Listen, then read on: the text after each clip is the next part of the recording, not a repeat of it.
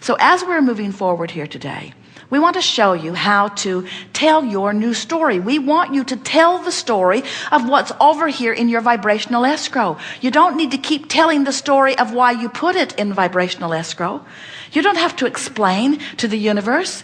Your mother, we sort of got that. Your mother, you found that if you pleaded a really needy case, sometimes she'd give up the goods.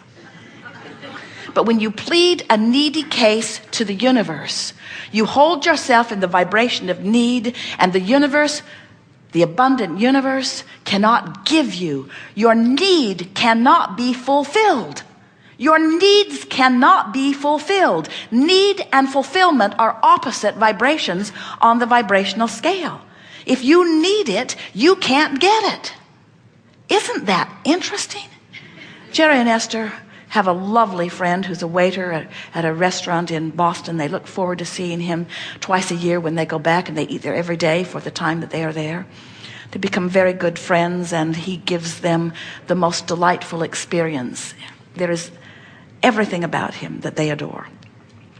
And on the next to the last night, Esther gave him a very remarkable gratuity. And the next night he said to them, I don't need that kind of gratuity from you. And Esther said, and if you did, we wouldn't give it to you. We never give out of need. We don't look around for lackful people. It defies the laws of the universe. When you are in your thriving, that's when you draw from us. The more someone thrives, the more we want to play. The more someone needs, the more invisible to us they are. When you are a vibrational match to thriving, you hook up with the other thrivers that law of attraction has amassed in your vibration. When you hook up with needers, you hold yourself apart from the thriving you've asked for, and law of attraction hooks you up with other needers. It's just law. It's just truth. It's just fact. It's just evidence of vibration.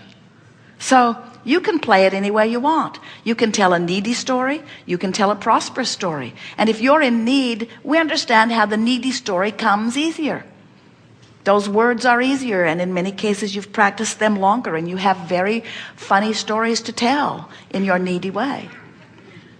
But if you will begin practicing the new story, if you're in need and you tell an angry story instead of a fearful or powerless story, your angry story will serve you, because there's more empowerment in your angry story than there was your needy, powerless story.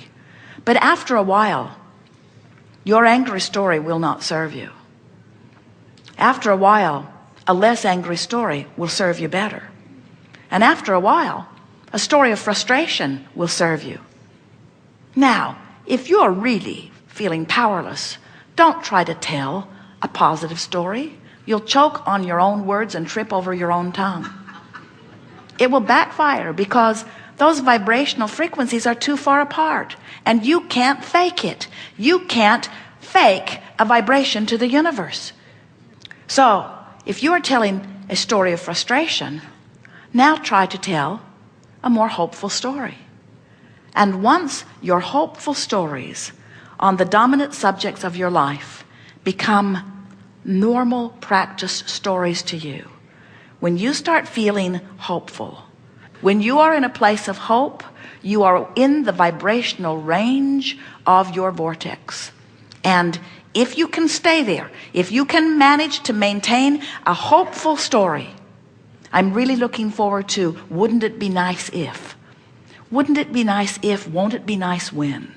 If you can maintain those good feeling stories, you'll be close enough to this vortex that it will bring you in to where the rendezvous and the things that you've been asking for are. And then as the manifestations begin to occur, you easily move from hopeful into knowing.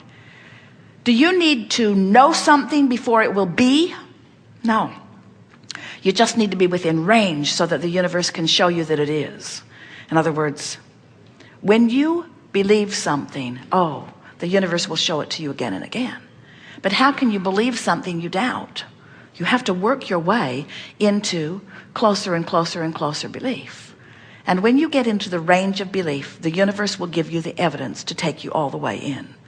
And once you begin hanging around in belief on those subjects, you will come to a place of knowing. You will know your power. You will know your value. You will know the well-being of this time-space reality. You will know the well-being of the eternal nature of that which you are. You will know the reason for your being. You will come to remember that you came forth not to fix things that are broken. You came forth to explore the environment, to make things that are better through the clarity of that which you are about. You are focusing mechanisms. You are creative genius.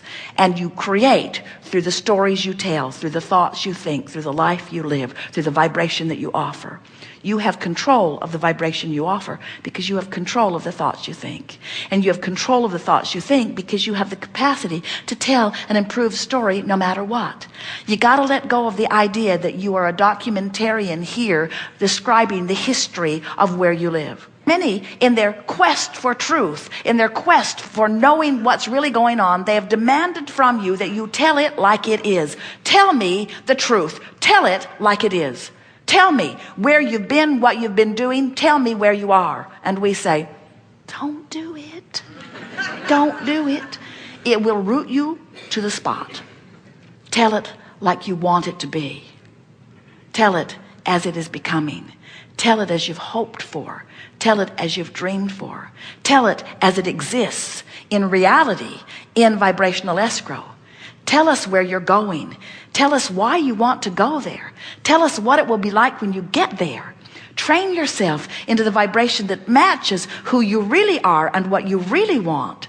And let life in its real life manifested form reflect it back to you vividly. What do you want to talk about?